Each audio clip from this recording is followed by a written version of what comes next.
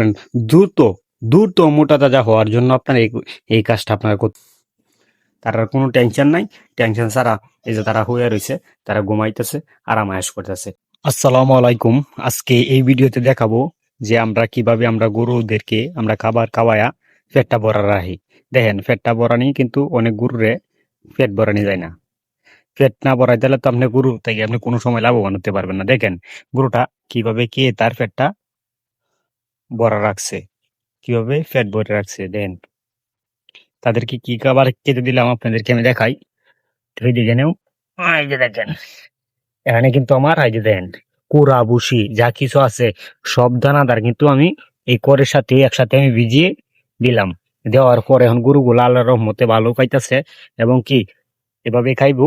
ঠিক আছে, আর ফ্যাট গুলা গরুর ভরা থাকবো।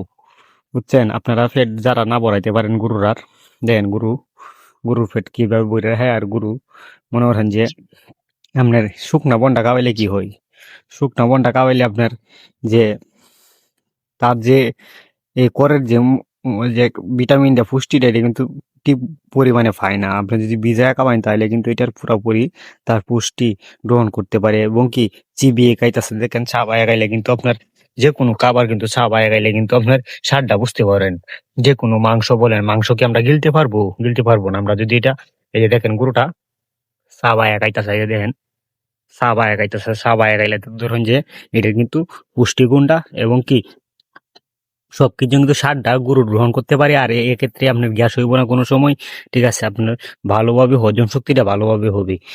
আর আমরা কি করি, আমরা শুকনা ভাবে খাওয়াইতে গেলে আমাদের কিন্তু মানে গরুর ফ্যাটটা বড়াইতে পারি না। অনেক গরু আছে যে পানি খাইতেছে না। এই যে দেখেন এখন যদি করগুলা ভিজাই দিছি, এগুলা কিন্তু আপনার ভালোভাবে খাইতেছে দুটা গরু। দেখেন দেখেন নাক ডুবায় একবারে খাইতেছে।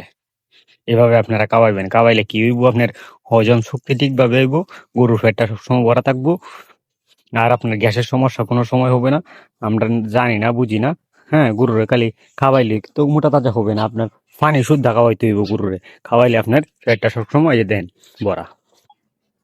এই যে দেখেন তারা শুয়ে আছে, তারা শুয়ে আছে, কার জন্য শুয়ে আছে, কেন শুয়ে আছে সেটা তো আপনারা জানেন না।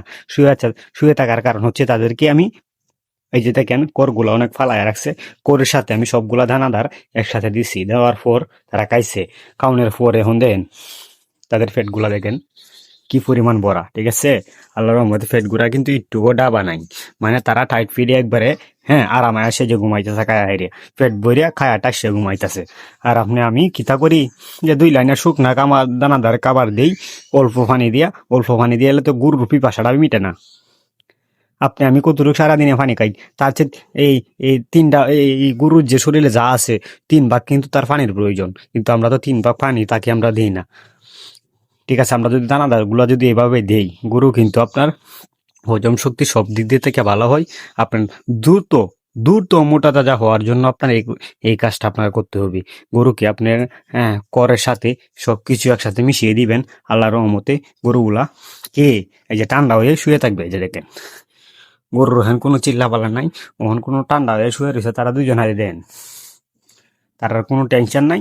টেনশন ছাড়া এই যে তারা শুয়ে রয়েছে, তারা ঘুমাইতেছে, আরাম আয়েশ করতেছে। এইভাবে গরু লালন পালন করতে হইব।